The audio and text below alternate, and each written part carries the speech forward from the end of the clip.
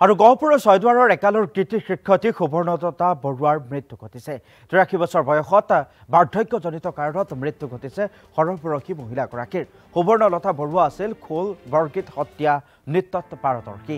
অঞ্চলটোৰ বিভিন্ন সাংস্কৃতিক অনুষ্ঠানেৰে জড়িত হৈ আছিল এইগৰাকী সুবৰ্ণলতা বৰুৱা। এসময়ত অসম গণ পৰিষদৰ শোণিতপুৰ জিলাৰ সাংগঠনিক সম্পাদিকাও আছিল বৰুৱা।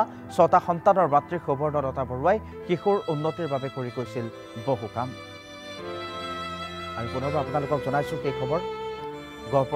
গহপুৰৰ ছয়দুৱাৰৰ একালৰ কৃতি শিক্ষয়িত্ৰী সুবৰ্ণলতা বৰুৱাৰ মৃত্যু ঘটিছে।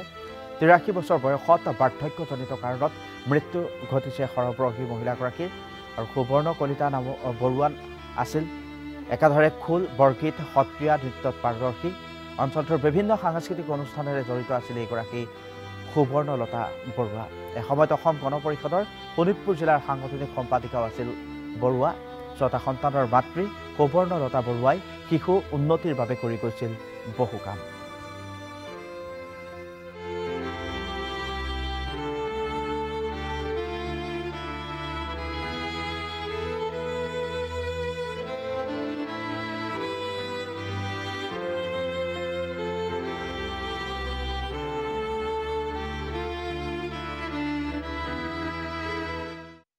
আৰু গহপুৰৰ ছয়দুৱাৰৰ একালৰ কৃতি শিক্ষয়িত্ৰী সুবৰ্ণলতা বৰুৱাৰ মৃত্যু ঘটিছে। ৮৩ বছৰ বয়সত বাৰ্ধক্যজনিত কাৰণত মৃত্যু ঘটিছে সৰহবয়সী মহিলাগৰাকীৰ। সুবৰ্ণলতা বৰুৱা আছিল খোল বৰগীত সত্ৰীয়া নৃত্যত পাৰদৰ্শী। অঞ্চলটোৰ বিভিন্ন সাংস্কৃতিক অনুষ্ঠানেৰে জড়িত হৈ আছিল এইগৰাকী সুবৰ্ণলতা বৰুৱা। এসময়ত অসম গণ পৰিষদৰ শোণিতপুৰ জিলাৰ সাংগঠনিক সম্পাদিকাও আছিল বৰুৱা। ৬টা সন্তানৰ মাতৃ সুবৰ্ণলতা বৰুৱাই শিশুৰ উন্নতিৰ বাবে কৰি গৈছিল বহু কাম।